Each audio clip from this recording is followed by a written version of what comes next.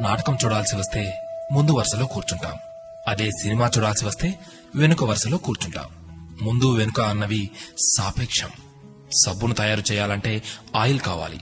అదే చేతికి అంటిన ఆయిల్ ని పోగొట్టుకోవాలంటే సబ్బు కావాలి. చిత్రంగా ఉంది కదూ, జీవితం కూడా ఇంతే. సమస్య వచ్చి పడింది, జీవితం అయిపోయింది అనుకోకూడదు. దానిని ఓ మలుపుగా భావించాలి. ఈ ప్రపంచంలో ఇద్దరు ఆనందిస్తారు. ఒకరు పిచ్చివాళ్లు, మరొకరు చిన్నపిల్లలు. గమ్యాన్ని చేరుకోవాలంటే పిచ్చితనం కావాలి. చేరుకున్న గమ్యాన్ని ఆనందించాలంటే చిన్నపిల్లలైపోవాలి. తాళంతో పాటే తాళం చెవి కూడా తయారు చేయబడుతుంది. ఒకటి లేకుంటే రెండోది తయారు కాబడదు. అలాగే పరిష్కారం లేకుండా సమస్య కూడా రాదు. తోటా కంటే శక్తివంతమైనది మాట. ఒక్క మాటతో సంబంధం తెంచేసుకోవచ్చు. ఒకే మాటతో లేని బంధాన్ని పెంచేసుకోవచ్చు కూడా. మనిషి సమాజంలో సూదిలా బ్రతకాలి కాని కత్తెరలా కాదు. సూది పని ఎప్పుడు జోడించడం మాత్రమే, కత్తెర పని ఎప్పుడు విడదీయడమే.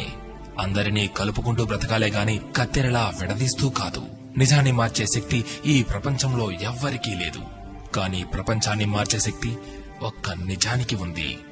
నీవు సంతోషంగా ఉన్నావంటే నీకు సమస్యల్లేవని కాదు, వాటిని ఎదుర్కోగల శక్తి, ధైర్యం నీకున్నాయని అర్థం.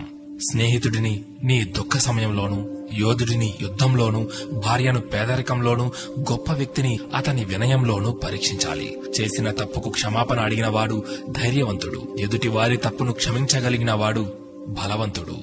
కష్టం అందరికీ శత్రువే, కానీ కష్టాన్ని కూడా చిరునవ్వుతో స్వీకరిస్తే అది సుఖమై నిన్ను ప్రేమిస్తుంది. ఓటమి లేని వాడికి అనుభవం రాదు, అనుభవం లేని వాడికి జ్ఞానం రాదు.